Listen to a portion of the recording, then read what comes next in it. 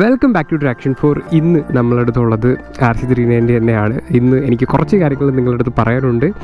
എനിക്കറിയാം ഞാൻ കുറച്ച് നാളായിട്ട് ലാഗാണ്, സോഷ്യൽ മീഡിയയിൽ അധികം ഇറങ്ങിയിട്ടില്ല. അതിൻ്റെ മെയിൻ റീസൺ എന്താണെന്ന് പറഞ്ഞാൽ ഞാൻ ഈ കഴിഞ്ഞ 1-2 ആഴ്ചകളായിട്ട് 1-2-3 ആഴ്ചകളായിട്ട് ഞാൻ ഈ ബൈക്കിൻ്റെ പിറകെയായിരുന്നു. ഈ ബൈക്കിൻ്റെ കാര്യങ്ങളൊക്കെ ചെയ്ത് തീർക്കാനുള്ള തിരക്കിലായതുകൊണ്ടാണ് നമ്മുടെ യൂഷ്വൽ റിവ്യൂസും വീഡിയോസും ഒന്നും കുറച്ച് ദിവസങ്ങളായിട്ട് ലാഗായിട്ട് നിൽക്കുന്നത്. നമുക്കതൊക്കെ അങ്ങോട്ട് ഓണാക്കാം.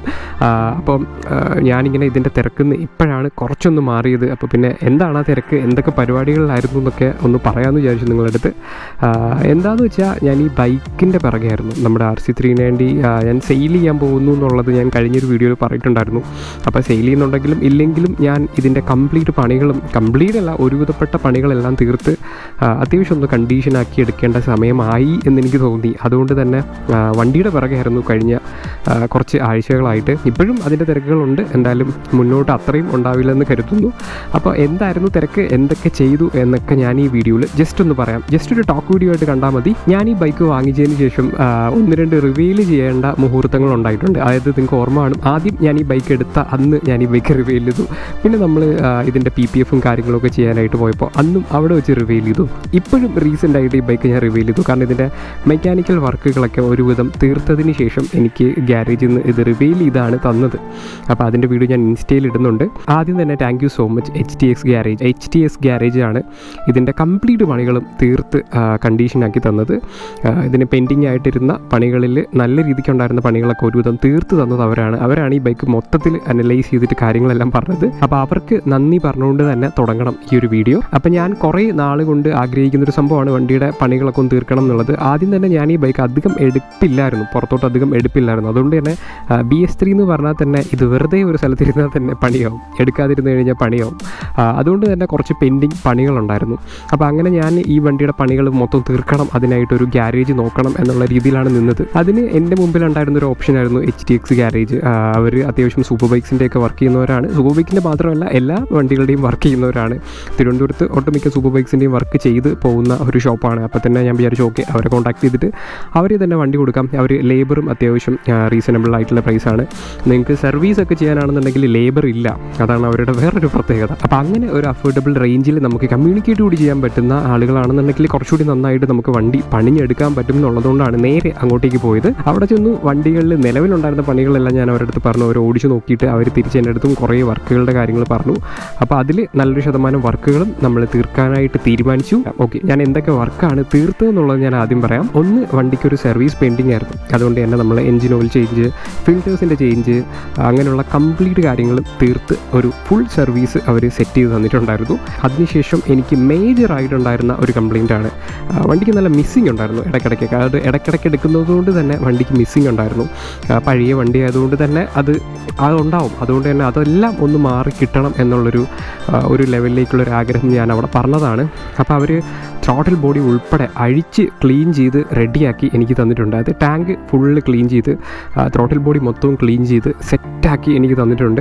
അത് ഭയങ്കര നല്ലൊരു ബെനിഫിറ്റാണ്. ഞാൻ നിങ്ങളുടെ അടുത്തോട് പറയാം, നിങ്ങളുടെ വണ്ടിയിൽ എന്തെങ്കിലും മിസ്സിങ്ങോ കാര്യങ്ങളോ പഴക്കമൊക്കെ ആയിട്ടുണ്ട്, അതിൻ്റേതായിട്ടുള്ള മിസ്സിങ്ങോ കാര്യങ്ങളൊക്കെ ഉണ്ടെങ്കിൽ ത്രോട്ടിൽ ബോഡി ഒന്ന് ക്ലീൻ ചെയ്ത് നോക്ക്. നല്ല രീതിക്കുള്ള മാറ്റം ഉണ്ടാവാനുള്ള ചാൻസ് ഉണ്ട്. അപ്പോൾ ആ ഒരു വർക്ക് കംപ്ലീറ്റ് ആയപ്പോൾ തന്നെ വണ്ടി ഓടിച്ച് നോക്കിയപ്പോൾ തന്നെ എനിക്ക് ഭയങ്കരമായ സാറ്റിസ്ഫാക്ഷൻ കിട്ടി, ആ ഒരു മിസ്സിങ് മാറിയതിൻ്റെ. അപ്പോൾ അത് അവർ നന്നായിട്ട് തന്നെ ചെയ്തിട്ടുണ്ട്. പിന്നെ ഞാൻ റീസെൻ്റ്ലി ഒരു ട്രിപ്പ് പോയ സമയത്ത് നിങ്ങൾക്ക് RCയുടെ സസ്പെൻഷനെ പറ്റി അറിയാമല്ലോ. അത് എപ്പോൾ വേണോ എൻ്റെ ഓയിൽ സീൽ പൊട്ടിപ്പോകുമ്പോൾ നമ്മൾ ശരിയാക്കണം, അത്രേ ഉള്ളൂ. അപ്പോൾ ഓയിൽ സീൽ പൊട്ടിക്കിടക്കുമായിരുന്നു. അത് ഫുള്ളായിട്ട് നമ്മൾ അഴിച്ച് 2 സസ്പെൻഷനും റെഡിയാക്കി എടുത്തിട്ടുണ്ട്. പിന്നെ മേജറായിട്ട് ഞാൻ അവരുടെ അടുത്ത് പറഞ്ഞൊരു പ്രശ്നമുണ്ടായിരുന്നു. അതായത് ഞാൻ വണ്ടി അധികം എടുക്കാതെ എനിക്ക് തോന്നുന്നു ഒരു മാസം എടുക്കാതിരുന്നിട്ട് ഞാൻ പോയി എടുത്തിട്ട് എനിക്ക് തിരുവനന്തപുരത്ത് പോകേണ്ട ഒരു ആവശ്യം ഉണ്ടായിരുന്നു. ഞാൻ നേരെ തിരുവനന്തപുരത്ത് പോയി നമ്മുടെ ടെക്നോ പാർക്കിൻ്റെ അവിടുത്തെ ഫ്രണ്ടിലത്തെ സിഗ്നലിൽ ഇങ്ങനെ നിൽക്കുമായിരുന്നു. ഇങ്ങനെ നിന്നപ്പോൾ ഞാനിങ്ങനെ ക്ലച്ച് പിടിച്ച് നിൽക്കുമായിരുന്നു. കാരണം സിഗ്നൽ ഇപ്പോൾ ഓപ്പൺ ആവും, അതുകൊണ്ട് തന്നെ ക്ലച്ച് പിടിച്ച് നിൽക്കുമായിരുന്നു. ഞാൻ ക്ലച്ച് പിടിക്കുന്ന സമയത്ത് ആക്സിലറേറ്റർ തനിയെ റൈസ് ആവുകയാണ്. അത് വണ്ടിയുടെ ത്രോട്ടിൽ റൈസ് ആവുകയാണ്, തനിയെ കൈ കൊടുക്കാതെ തന്നെ റൈസ് ആവുകയാണ്. അപ്പോൾ എനിക്ക് മനസ്സിലായി എന്തോ ഒരു ഹൈ വോൾട്ടേജോ എന്തോ എറർ വന്നിട്ടുണ്ട്, അതിൻ്റെ കാര്യമാണെന്നുള്ളത്. അത് ഞാൻ അവരുടെ അടുത്ത് പറഞ്ഞു, ഇങ്ങനൊരു ഇഷ്യൂ ഉണ്ട്, ഹീറ്റ് ആവുന്ന സമയത്ത് നമ്മുടെ ത്രോട്ടിൽ റൈസ് ആവുന്നുണ്ട്, കുറേ നാൾ എടുക്കാതിരുന്നതിന് ശേഷമാണ് അങ്ങനെ വന്നതെന്നുള്ളത്. അങ്ങനെ അവർ ചെക്ക് ചെയ്തപ്പോൾ മനസ്സിലായി ഇത് റെഗുലേറ്ററിൻ്റെ കംപ്ലയിൻ്റ് ആണ്. റെഗുലേറ്റർ ആക്ച്വലി ഞാൻ ഈ വണ്ടി വാങ്ങിയ സമയത്ത് റെഗുലേറ്റർ കംപ്ലയിൻ്റ് ആയിരുന്നു. അങ്ങനെ ആ സമയത്ത് ഞാൻ എടുത്തു വെച്ചതൊരു സെക്കൻഡ് ഹാൻഡ് റെഗുലേറ്ററാണ്. ഇതിൻ്റെ റെഗുലേറ്റർ എനിക്ക് അന്ന് സ്റ്റോക്ക് കിട്ടിയില്ല. അപ്പോൾ ആ ഒരു സെക്കൻഡ് ഹാൻഡ് റെഗുലേറ്ററായിരുന്നു ഈ ഒരു 2-2.25 വർഷം ഓടിയത്. അപ്പോൾ ഇതുവരെയും കംപ്ലയിൻറ്റ് ഉണ്ടായില്ല. പിന്നെ അതിനെ നമുക്ക് പറയാൻ പറ്റില്ല, കാരണം ഇതെല്ലാം ഓരോരോ ഇലക്ട്രോണിക്സ് ആണല്ലോ, അതുകൊണ്ട് തന്നെ അടിച്ചു പോകാനുള്ള ചാൻസ് ഉണ്ട്. സോ ഒരു പുതിയ റെഗുലേറ്റർ വാങ്ങാൻ പറഞ്ഞു. അങ്ങനെ ഒരു പുതിയ റെഗുലേറ്റർ ഇതിൻ്റെ അകത്ത് അവർ ഫിറ്റ് ചെയ്ത് തന്നു. അത് മാറിയപ്പോൾ തന്നെ വണ്ടിയുടെ ആ ഒരു കംപ്ലീറ്റ് പ്രോബ്ലം മാറി കിട്ടി. എല്ലാം ശരിയായി, റീഡിംഗ് എല്ലാം കറക്റ്റായി, എല്ലാ കാര്യങ്ങളും നേരെയായി വന്നു. ബൈക്കിൻ്റെ അല്ലറ ചില്ലറ പരമായിട്ടുള്ള എല്ലാ സാധനങ്ങളും പൊളിഞ്ഞും ഒടിഞ്ഞു നോക്കിയിരുന്നത് ഇതിൻ്റെ ക്ലച്ച് മാറിയിട്ടുണ്ട്, ഇൻഡിക്കേറ്റേഴ്സ് മാറിയിട്ടുണ്ട്. അങ്ങനെ കംപ്ലീറ്റ്ലി കാര്യങ്ങളെല്ലാം അവർ നേരെയാക്കി വണ്ടി ഒരു അത്യാവശ്യം കണ്ടീഷനാക്കി എടുത്തിട്ടുണ്ട്.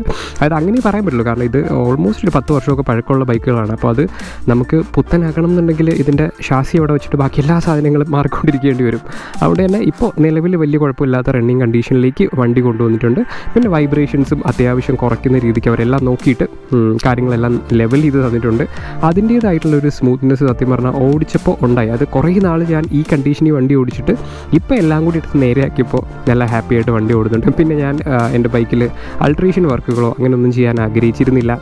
ഇനി മുന്നോട്ടും ചെയ്യാനുള്ള പ്ലാൻസ് ഒന്നും തന്നെ ഇല്ല. അപ്പോൾ ഈ ഒരു ലുക്കിൽ തന്നെ ഇരിക്കുന്നതാണ് അതിൻ്റെ ഭംഗി എന്ന് വിശ്വസിക്കുന്ന ഒരാളാണ് ഞാൻ. അപ്പോൾ അതുപോലെ തന്നെ സ്റ്റോക്കായിട്ട് സെറ്റ് ചെയ്തെടുത്തിട്ടുണ്ട്. സോ ഇത്രയും കാര്യങ്ങളാണ് ചെയ്തത്, അവർ ചെയ്തു തന്നത്. ഞാനൊരു കാര്യം പറയാം, നിങ്ങൾക്കിപ്പോൾ വണ്ടികൾ റീസ്റ്റോർ ചെയ്യണം എന്നുണ്ടെങ്കിലും നിങ്ങൾക്ക് HTXനെ കോൺടാക്ട് ചെയ്യാം. അവരെ കോൺടാക്ട് ചെയ്യാനുള്ള നമ്പർ ഞാനിവിടെ കൊടുത്തിട്ടുണ്ട്, അല്ലെങ്കിൽ ഡിസ്ക്രിപ്ഷനിലും കൊടുത്തിട്ടുണ്ടാവും. നിങ്ങൾക്ക് വണ്ടി റീസ്റ്റോറിങ് മാത്രമല്ല, വണ്ടിയുടെ എന്ത് മെക്കാനിക്കൽ വർക്കുകൾ തീർക്കണം എന്നുണ്ടെങ്കിലും അവരെ കോൺടാക്ട് ചെയ്യാം. മാത്രമല്ല പാർട്സ്, ഇപ്പോൾ സൂപ്പർ ബൈക്സിൻ്റെ ആയിരുന്നാലും പാർട്സുകളെല്ലാം അവിടെ അവൈലബിൾ ആണ്. നിങ്ങൾ ചെന്ന് തിരക്കിയാൽ മതി എത്ര രൂപയാവും എന്നുള്ളതൊക്കെ അവർ പറയും. അത്യാവശ്യം പിന്നെ എനിക്ക് സന്തോഷമായ കാര്യം എന്താണെന്ന് പറഞ്ഞാൽ അവർ മുമ്പേ തന്നെ എനിക്ക് വർക്ക് തീർത്ത് തന്നു. ഞാൻ അവരുടെ അടുത്ത് ഒരു ഇത്ര ദിവസം പറഞ്ഞു, അവർ അതിന് മുമ്പ് തന്നെ വർക്ക് തീർത്ത് എൻ്റെ കയ്യിൽ ബൈക്ക് തന്നു. അതും വളരെ ഹാപ്പി ആയിരുന്നു. അവരും കുറേ കാര്യങ്ങളൊക്കെ ഇതിൻ്റെ അകത്ത് നോക്കി, കാരണം പഴയ വണ്ടി ആയതുകൊണ്ട് തന്നെ എല്ലാം ക്രോസ് ചെക്ക് ചെയ്ത് അവസാനമാണ് അവർ ഫൈനൽ പ്രോഡക്റ്റായിട്ട് എനിക്ക് വണ്ടി തന്നത്. ഞാനന്ന് അവിടെ വെച്ച് ഓടിച്ച് നോക്കിയപ്പോൾ തന്നെ ഹാപ്പി ആയിരുന്നു. സോ കംപ്ലീറ്റ് പണികൾ നമ്മുടെ RCയുടെ ഏകദേശം തീർന്നിട്ടുണ്ട്. ഈ തിരക്കുകളിൽ കിടന്ന് കറങ്ങിയത് കൊണ്ടാണ് എനിക്ക് കഴിഞ്ഞ കുറച്ച് നാളുകളായിട്ട് വീഡിയോസ് ഒന്നും ഷൂട്ട് ചെയ്യാൻ പറ്റാതിരുന്നത്. ഇപ്പോഴും ഒന്നും ഷൂട്ട് ചെയ്യാൻ പറ്റിയിട്ടില്ല, കാരണം ഇപ്പോഴാണ് എല്ലാത്തിനും ഞാനൊന്ന് വെളിയിലേക്ക് റിക്കവറായി ഇറങ്ങിയത്. അപ്പോൾ അതുകൊണ്ടാണ് എല്ലാവരും ആ ഒരു ലാഗ് ഒന്ന് ക്ഷമിക്കണം, നമുക്കിനി അങ്ങോട്ട് സെറ്റാക്കാം. അപ്പോൾ കുറേ പേര് എനിക്ക് മെസ്സേജ് അയക്കുന്നുണ്ട്, ഞാൻ വണ്ടി കൊടുക്കുന്നുണ്ട്, എത്രയാണ് റേറ്റ് കൊടുക്കുമോ എന്നൊക്കെ പറഞ്ഞുകൊണ്ട്. ആക്ച്വലി കുറച്ചൊക്കെ തീരുമാനമായിട്ടിരിക്കുകയാണ് വണ്ടിയുടെ കാര്യം.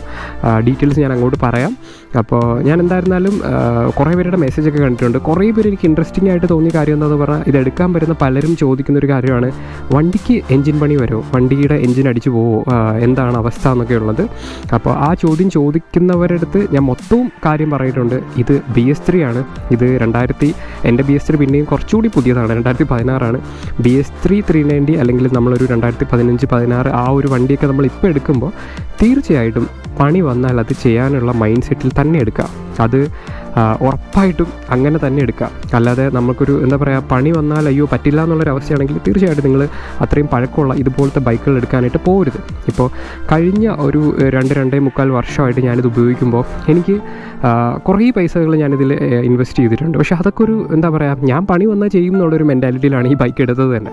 അപ്പോൾ അത് ഈ ബൈക്കിന് ഇങ്ങനൊരു ബൈക്ക് എടുത്തിട്ട് അതിൻ്റെ മണ്ടയിൽ പണി വന്നു കഴിഞ്ഞാൽ ചെയ്യാൻ പറ്റുന്നില്ല എന്നുള്ളൊരു കുറ്റമായിട്ട്, ബൈക്കിൻ്റെ ഒരു കുറ്റമായിട്ട് കാണരുത്. നമ്മൾ ഇതുപോലത്തെ ഒരു വണ്ടി, അല്ലെങ്കിൽ ഇപ്പോൾ എന്താ പറയുക, നമ്മുടെ RX100 ഒക്കെ പോലെ, അല്ലെങ്കിൽ കുറേ വിൻറ്റേജ് കാർസൊക്കെ പോലെ ആയി തുടങ്ങി BS3 എന്ന് പറയുന്നത്. കാരണം മിക്കതും ഓടി ഒരുപാട് കിലോമീറ്റേഴ്സ് ആയിട്ടുള്ള വണ്ടികളാണ്, ഒരുപാട് ഓണർഷിപ്പ് കയറിയിട്ടുള്ള വണ്ടികളാണ് BS3 ഒക്കെ. അപ്പോൾ അങ്ങനൊരു വണ്ടി നമുക്കിപ്പോൾ എടുക്കുന്ന സമയത്ത് എന്ത് ഗ്യാരണ്ടി പറയാൻ പറ്റും എന്നുള്ളത് ആലോചിക്കാം.